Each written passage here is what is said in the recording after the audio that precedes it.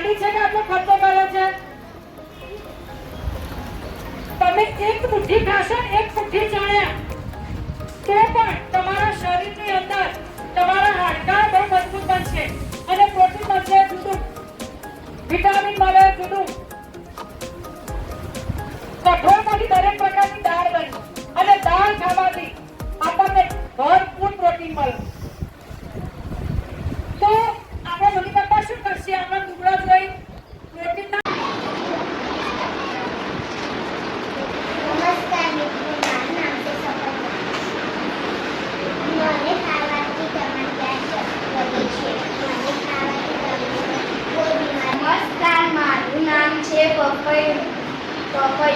હું પપૈયું છું. હું કાચું કે પાક્કું બંને ઉપયોગી છું. મારામાં વિટામિન એ, બી અને સી રહેલું છે.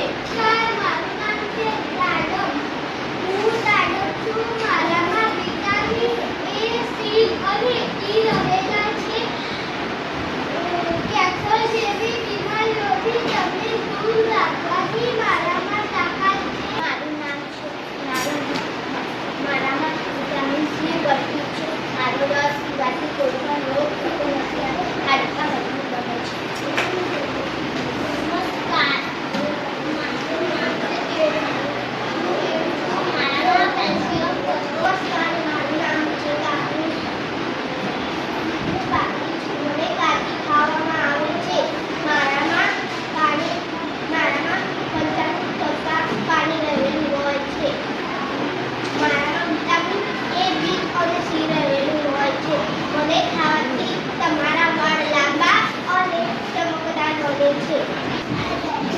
નમસ્કાર મિત્રો, મારું નામ છે દુધી. હું દુધી છું. મારામાં વિટામિન અને